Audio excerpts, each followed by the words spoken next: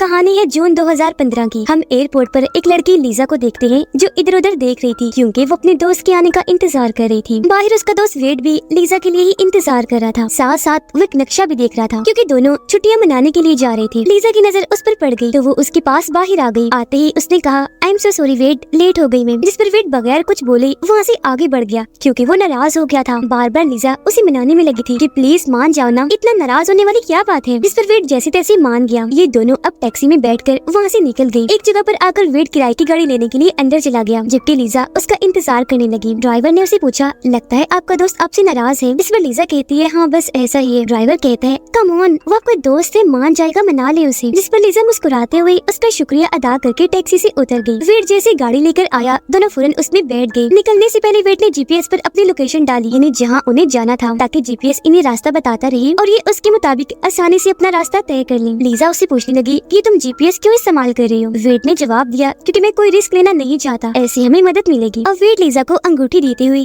शादी के लिए पूछने लगता है पर वो उदास थी, फिलहाल कोई जवाब नहीं देती क्योंकि वो सोच रही थी कि मुझे इससे शादी करनी चाहिए या नहीं क्योंकि 2 हफ्तों बाद वेड आर्मी में जाने वाला था। अब उसके कोई जवाब ना देने पर वेड का मूड भी खराब हो जाता है। वो काफी मायूस भी हो गया और अंगूठी को वही गाड़ी में ही रख देता है। लीजा कहने लगी वेड अंगूठी को किसी महफूज जगह पर रखो। इस पर वेड नाराजगी में कहने लगा कि तुम्हें इससे क्या फर्क पड़ता है, तुमने तो शादी करनी नहीं तो इसे तुम्हें कोई मतलब नहीं होना चाहिए। फिर इसके बाद ये लोग अपनी मंजिल पर जाने के लिए सफर शुरू कर देते हैं। सबसे पहले इन्होंने समंदर किनारे जाना था। अपने इन खुशगवार पलों को हमेशा अपने पास रखने के लिए लीजा वीडियो बनाने लगती है पर क्योंकि वो अभी तक नाराज था तो उसे मना कर देता है कि प्लीज लीजा मुझे मत लाओ अपनी वीडियो में। लीजा बोली अच्छा छोड़ो नाराजगी को, देखो कितना हसीन चेहरा है, बहुत खूबसूरत है, देखो वेट तुम भी देखो। जिस पर वो कहने लगा कि मुझे नहीं पता, मैं गाड़ी चला रहा हूँ, तुम एंजॉय करती रहो। तो वो पूरे रास्ते की वीडियो बनाकर आखिर अपनी सबसे पहली मंजिल समंदर किनारे पहुँच गए। अब क्योंकि लीजा बहुत खुश थी तो पहले वो गाड़ी से उतरती है। समंदर किनारे आकर वेट को खुशी से बुलाने लगी कि जल्दी आओ वेट, देखो कितनी प्यारी जगह है ये, वाओ मैं तो बहुत खुश हूँ यहाँ आकर। फिर जब वेट इसके पास आया तो दोनों सेल्फीज बनाने लगे। यहाँ वेट अभी भी उदास था। लीजा उसे समझाने लगी कि मैं तुमसे बहुत प्यार करती हूँ, अपना मूड ठीक कर लो प्लीज, वैसे भी तुमने 2 हफ्ते बाद चले ही जाना है, अब तो उसे खुशी वक्त गुजार लो मेरे साथ। वेट उसकी बात मान गया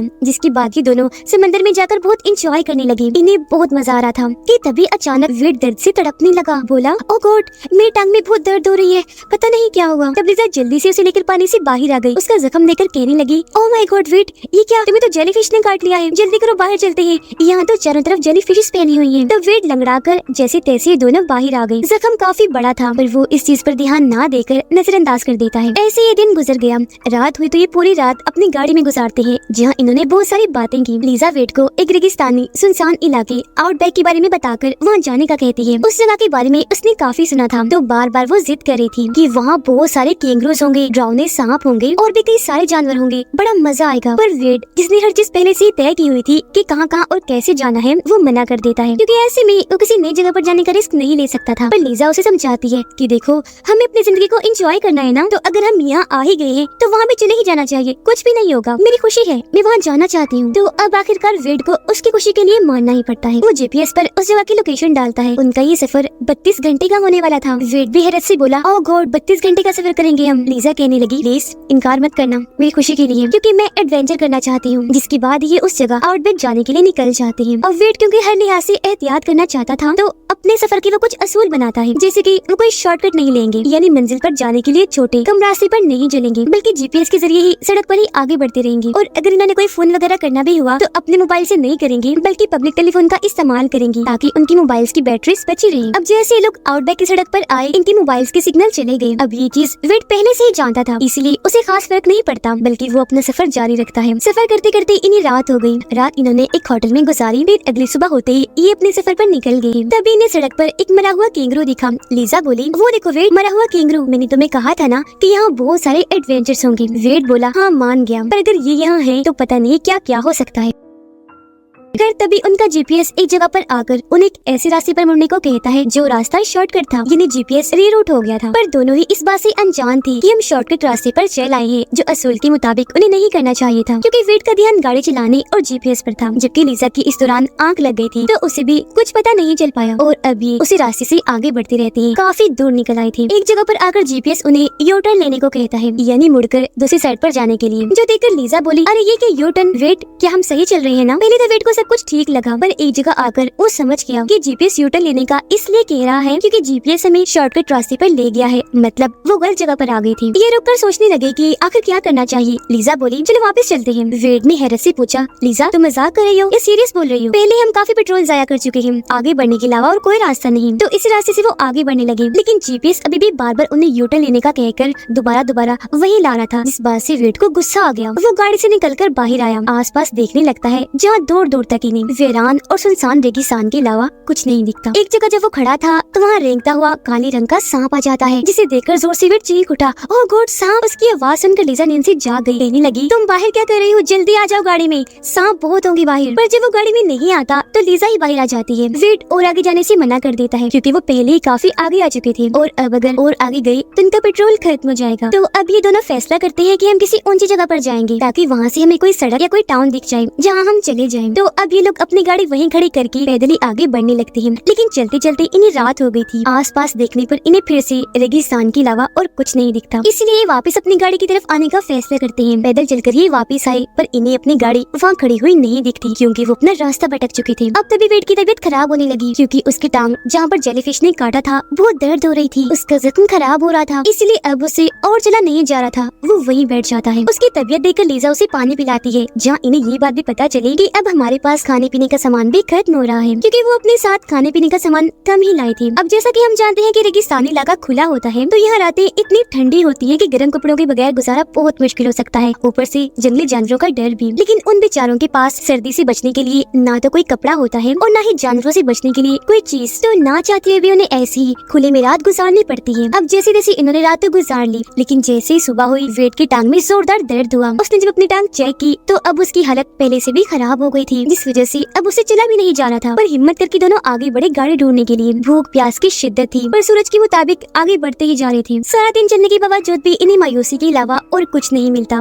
ऐसे ही एक और रात आ गई जहाँ इन्हें फिर से सर्दी, जानवर, सांप बिच्छू से बचकर रहना था। ये दोनों जब बैठी थी तो यहाँ लीजा अब खुद उसे शादी के लिए पूछती है कि विल यू मैरी मी, जिस पर उसका जवाब था कि यस, मैं तुमसे अभी भी शादी करना चाहता हूँ क्योंकि प्यार करता हूँ। अपने अपने दिल की बात करके दोनों यहीं पर ही सो जाते हैं। लेकिन आज रात उनकी बहुत बुरी होने वाली थी क्योंकि वहाँ हर तरफ सांप बिच्छू पी रहे थे, जिनमें से एक खतरनाक बिच्छू लीजा के पूरे जिस्म से होता हुआ उसके कपड़ों में घुस जाता है। अगली सुबह जब हुई तो पहले वेड जागा जो लीजा को भी जगाने लगा, पर वो तो जरा सा भी हिल नहीं रही थी, जिस वजह से वेड परेशान हो गया, जोर जोर से चिल्लाने लगा लीजा उठो, कम ऑन प्लीज उठो। पर उसके इतना चिल्लाने पर भी वो नहीं जागी क्योंकि रात वाले बिच्छू ने उसे काट लिया था। उसके चेहरे का रंग ही उड़ गया था। उसकी ऐसी हालत देखकर वेड और टूट गया, रोने लगा, फिर उसे कंधे के सहारे उठाकर आगे बढ़ गया।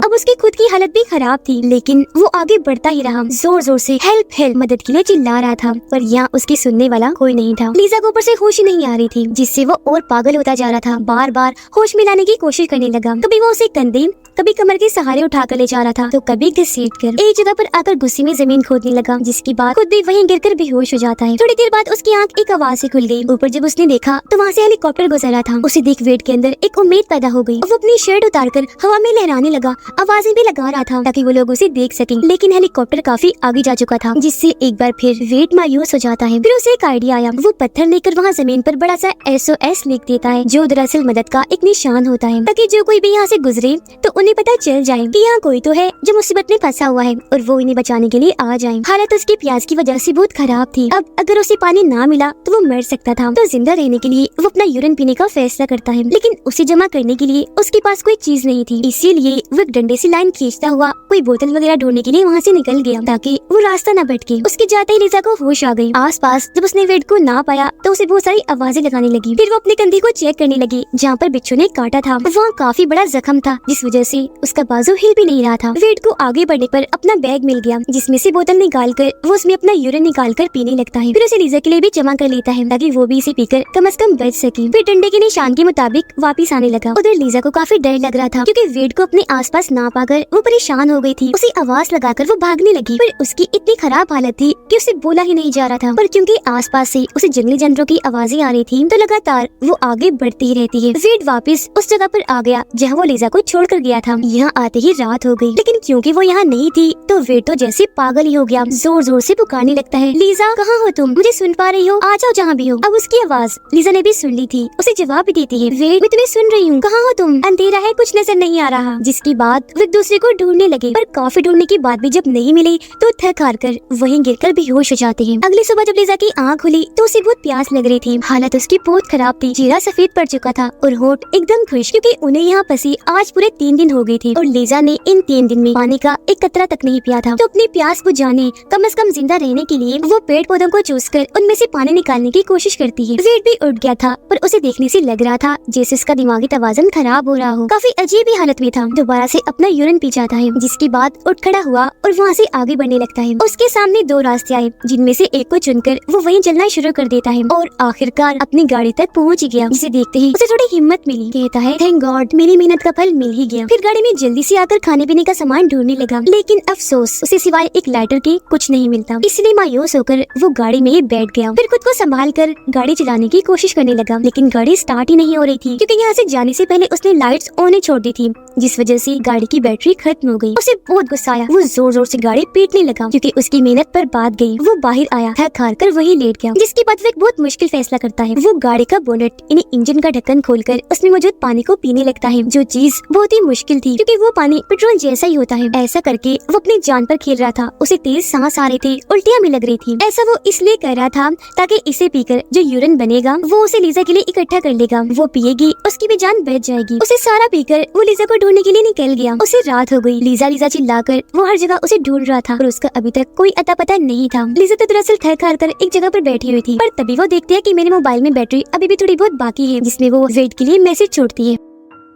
वेट की हालत इंजन का पानी पीने की वजह से बहुत खराब हो रही थी। उसके पेट में जोरों का दर्द हो रहा था, ऊपर से उसे सर्दी भी लग रही थी, इसलिए वो बेचारा बहुत मुश्किल से दर्द बर्दाश्त करके वहीं लेट जाता है। लाइटर की मदद से उसने अपने पास ठंड से बचने के लिए आग जलाई हुई थी। अगली सुबह लीजा जब जागी तो अपनी भूख प्यास मिटाने के लिए एक बार फिर पेड़ पौधे खाने की कोशिश करने लगती है, लेकिन एक बार फिर नाकाम होकर वहीं लेट गई। उसे उल्टी भी होने लगी। तभी वो नोटिस करती है कि जहाँ मैं लेटी हुई हूँ यहाँ एक लाइन बनी हुई है, और ये लाइन वही थी जो डंडे से वेट बनाकर आगे बढ़ रहा था, जिससे वो समझ गई कि जरूर ये वेट का काम है। तो लाइन का पीछा करते करते वो आगे बढ़ी और आखिरकार वो वेट के पास आ ही गई, जो बेचारा बहुत बुरी हालत में जमीन पर लेटा हुआ था। लीजा जल्दी से उसके पास आकर गले से लग जाती है, संभालते हुए उसे हौसला देती है। बार बार एक ही बात पूछ रही थी, वेट आर यू ओके, तुम ठीक तो हो? अब हालांकि वो ठीक नहीं था, पर लीजा के लिए बोल देता है कि हाँ मैं ठीक हूँ, शुक्र है तुमने मुझे ढूंढ लिया, वरना मैं तो समझ रहा था कि कभी तुम्हें नहीं देख पाऊंगा। और लीजा मुझे माफ करना, सारी गलती मेरी है, यहाँ फंसने के पीछे मैं ही जिम्मेदार हूँ। लीजा जवाब देती है, चुप हो जाओ वेट, खुद को इल्जाम मत दो, सब ठीक हो जाएगा, हम दोनों मिलकर गाड़ी की तरफ चले जाएंगे, बस हौसला रखो। जो कहकर उसके सीने पर सिर रखे वहीं लेट गई, पर उसे वेट की फिक्र हो रही थी, क्योंकि उसके मुंह से खून निकल रहा था। वेट पे लीजा को अपना इकट्ठा किया हुआ यूरिन पीने के लिए देता है। वो पूछती है,